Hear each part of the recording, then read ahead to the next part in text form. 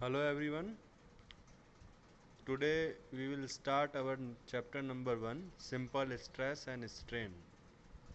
तो ये strength of material C201 आपका जो सब्जेक्ट है सेकेंड ईयर का, इसका सबसे पहला चैप्टर है सिंपल स्ट्रेस एंड स्ट्रेन। आपने फर्स्ट ईयर के अंदर अप्लाइड मैकेनिक्स सब्जेक्ट पढ़ा होगा, उसी का ये एडवांस सब्जेक्ट है स्ट्रेंथ ऑफ मटेरियल, जिसमें अपन फोर्स के एक्शन के बारे में और ज़्यादा डिस्कस करेंगे कि फोर्सेस जब बॉडी पे लगते हैं तो उससे क्या क्या अफेक्ट होता है और उनके क्या क्या एक्शन होते हैं और कैसे कैसे उनको रिजॉल्व करते हैं। तो सबसे पहला जो चैप्टर है सिंपल स्ट्रेस एंड स्ट्रेन, इसमें अपन डिस्कस करेंगे कि स्ट्रेस क्या होता है, स्ट्रेन क्या होता है। तो उससे पहले अपन सबसे पहले डिस्कस करते हैं लोड या फोर्स। तो आपने फर्स्ट ईयर में सबने पढ़ा होगा कि लोड और फोर्स क्या होता है, कि किसी भी बॉडी पे कोई भी एक्सटर्नल फोर्स जब एक्ट करता है तो क्या होता है कि उसकी पोजीशन में चेंज हो जाता है, तो वो आपका कहलाता है फोर्स या लोड। जैसे कि आप कहीं भी बैठे हैं तो अपने नीचे आप क्या करेंगे, फोर्स डाल रहे हैं, तो वो भी एक तरह का फोर्स है। कोई ऑब्जेक्ट रखा हुआ है कहीं पे, वो भी एक तरह का फोर्स है, ज़मीन पे वो फोर्स डाल रहा है। तो ये सारे जो भी हैं एक्शंस जो हैं जिनके कारण किसी अदर ऑब्जेक्ट के ऊपर फोर्स आया या लोड आया, वो आपका जनरली फोर्स कहलाता है। तो जनरली कॉमन लोड्स जो होते हैं इंजीनियरिंग के अंदर वो होते हैं अपने टेंशन और कंप्रेशन। तो टेंशन क्या होता है, पुल। पुल मतलब खींचना, किसी भी चीज़ को जब अपन खींचते हैं तो वो कहलाता है टेंशन। और कंप्रेशन मतलब होता है डायरेक्ट पुश। पुश मतलब किसी भी चीज़ को दबाना, अगर किसी को आप दबाएंगे तो वो कहलाएगा कंप्रेशन। उसके बाद अपन डिस्कस करते हैं टाइप ऑफ लोड्स, कितने तरह के लोड्स होते हैं। तो सबसे पहले होता है डेड या स्टैटिक लोड। डेड लोड वो होता है जो अपनी पोजीशन पे स्थिर होता है। मान लो ये कोई कुर्सी रखी हुई है किसी रूम में, तो वो क्या कहलाएगा, डेड लोड, क्योंकि वो कोई मूवमेंट नहीं करेगा, वो जो है उसका वेट वो उतना ही उस जगह पे उसका आएगा। या किसी मान लीजिए कॉलम है या छत है, उसका जो वेट है वो कहलाएगा डेड लोड। ठीक। उसके बाद बात करते हैं लाइव लोड की। तो लाइव लोड क्या होता है, जो कोई ऑब्जेक्ट किसी दूसरे ऑब्जेक्ट के ऊपर लोड डालता है वो कहलाते हैं लाइव लोड। जैसे मान लीजिए कोई भी पर्सन अगर छत पे खड़ा है तो उसका जो लोड आएगा वो कहलाएगा लाइव लोड। उसके बाद आता है इम्पैक्ट लोड या शॉक लोड। इम्पैक्ट क्या होता है, कोई भी एकदम से जो लोड आता है किसी चीज़ पे वो कहलाता है इम्पैक्ट लोड। जैसे किसी हाइट से अगर पत्थर को फेंका जाए तो वो जो लोड आएगा वो कहलाएगा इम्पैक्ट लोड। उसके बाद आता है फटीग और फ्लक्चुएटिंग और अल्टरनेटिंग लोड। फटीग लोड क्या होता है, जो फोर्स टाइम के साथ चेंज होते रहते हैं, जैसे बार बार आने वाले फोर्स, थोड़ी देर आया फिर वापस आया फिर आया फिर वापस आया, इस तरह के फोर्स कहलाते हैं फ्लक्चुएटिंग और अल्टरनेटिव फोर्स।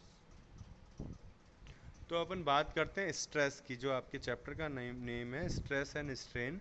तो इसके अंदर स्ट्रेस क्या चीज़ है, तो स्ट्रेस आप सबको पता होगा, जनरल कॉमन टर्म है। स्ट्रेस क्या होता है, आप इन डायग्राम्स में जो फील कर पा रहे हैं, इन कोई भी आपके ऊपर एक्सटर्नल फोर्स आएगा या दबाव आएगा, कोई भी आपके ऊपर दबाव आएगा या प्रेशर आता है लाइफ में, तो आप क्या होता है, स्ट्रेस होता है।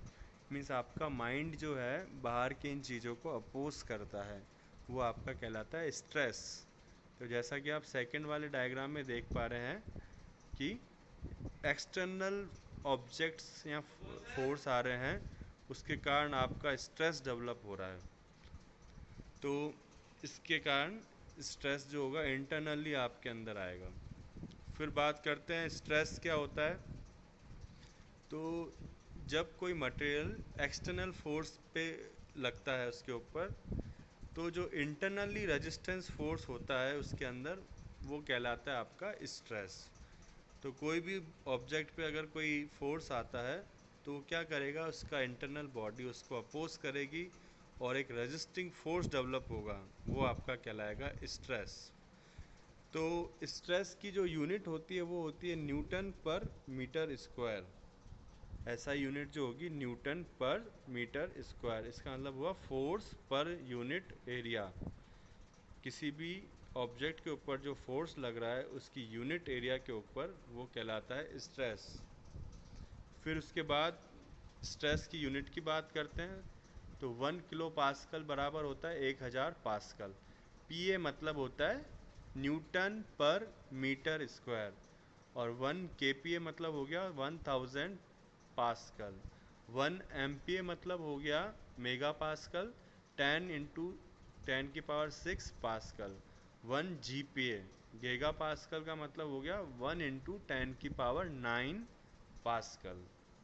ठीक है, इसी तरह से टेरा पास्कल है टीपीए 10⁻12 पास्कल। तो आपको पास्कल की यूनिट पता है, न्यूटन पर मीटर स्क्वायर होती है। इसी तरह से आपको आगे केपीए एमपीए जीपीए इसमें यूनिट्स हो सकती हैं। ठीक, ये देखिए डायग्राम में, इसमें आपकी कोई बॉडी है उसके ऊपर फोर्स लग रहा है पी, ये टेंशन फोर्स है। ठीक है, ये इसको खींच रहा है दोनों साइड से।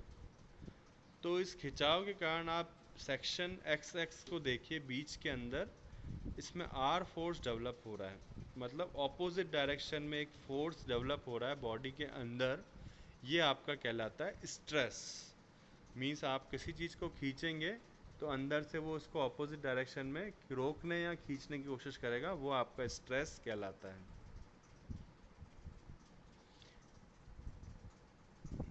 फिर बात करते हैं स्ट्रेस की। Stress are expressed as the ratio of applied force divide by resisting area. Means mathematically इसका फॉर्मूला क्या हुआ, स्ट्रेस को सिग्मा से अपन डिनोट कर रहे हैं, और फोर्स अपॉन एरिया इसका फॉर्मूला हुआ, और इसकी यूनिट्स क्या है, न्यूटन पर मीटर स्क्वायर या पास्कल, जो अपन ने अभी डिस्कस की थी। अब टाइप ऑफ स्ट्रेसेस की बात करते हैं कि स्ट्रेस कितने तरह के होते हैं। तो जनरली स्ट्रेस जो हैं 3 तरह के होते हैं। सबसे पहला डायरेक्ट स्ट्रेस, फिर है आपका इनडायरेक्ट स्ट्रेस, और थर्ड है कंबाइंड स्ट्रेस। तो अपने जो अभी फर्स्ट चैप्टर में टॉपिक है वो डायरेक्ट स्ट्रेस के ऊपर है। तो डायरेक्ट स्ट्रेस जो है वो अपन देखते हैं कितने तरह के होते हैं। 2 तरह के होंगे, नॉर्मल स्ट्रेस और शियर स्ट्रेस। तो नॉर्मल में टेंसाइल स्ट्रेस और कंप्रेसिव स्ट्रेस, और तीसरा है आपका शियर स्ट्रेस। तो ये 3 तरह के स्ट्रेस अपन को ध्यान रखना है, टेंसाइल स्ट्रेस, कंप्रेसिव स्ट्रेस और शियर स्ट्रेस। अब इनकी डेफिनेशन डिस्कस करते हैं, टाइप ऑफ डायरेक्ट स्ट्रेसेस की कौन कौन सी है। सबसे पहले बात करते हैं normal stress. The stress which act in direction perpendicular to the area is called normal stress. मतलब कोई भी जो स्ट्रेस है वो अगर परपेंडिकुलर डायरेक्शन में लंबवत दिशा में एक्ट करेगा किसी बॉडी के, तो वो नॉर्मल स्ट्रेस कहलाएगा। टेंसाइल स्ट्रेस कब डेवलप होगा, जब किसी बॉडी को अपन खींचेंगे या टेंशन फोर्स डालेंगे, तो टेंसाइल स्ट्रेस। फिर अपन बात करते हैं कंप्रेसिव स्ट्रेस की। तो कंप्रेसिव स्ट्रेस क्या होता है, जब भी किसी बॉडी पे अगर कोई कंप्रेशन फोर्स आ रहा है, मतलब उसको अगर पुश किया जा रहा है दोनों साइड से, तो जो स्ट्रेस डेवलप होगा उस बॉडी के अंदर इंटरनली, वो कहलाएगा अपना कंप्रेसिव स्ट्रेस। शियर स्ट्रेस क्या होता है, शियर फोर्स आप क्या होता है, सबसे पहले ये डिस्कस करते हैं कि किसी भी बॉडी के साइड्स पे जो फोर्स लगता है पैरेलल, वो आपका कहलाता है शियर फोर्स। अब वो जब फोर्स लगेगा साइड्स के ऊपर, तो बॉडी की शेप जो है वो कैसी हो जाएगी, डिफ्लेक्ट हो जाएगी, वो तिरछा हो जाएगा अपनी पोजीशन से। तो उस कंडीशन में जो स्ट्रेस डेवलप होगा वो आपका कहलाएगा शियर स्ट्रेस। ये डायग्राम में आप देखिए, अब सबसे पहले टेंसाइल स्ट्रेस, टेंशन फोर्स लग रहा है और इसमें स्ट्रेस डेवलप हो रहा है बीच के अंदर, आप देखिए ऑपोजिट डायरेक्शन में टेंसाइल स्ट्रेस। फिर कंप्रेसिव स्ट्रेस है, कंप्रेशन फोर्स लग रहा है तो कंप्रेसिव स्ट्रेस होगा। शियर स्ट्रेस, ये देखिए शियर फोर्स इस तरह से लगता है, एक उस साइड जा रहा है एक इस साइड आ रहा है, तो ये शियर स्ट्रेस डेवलप हो रहा है।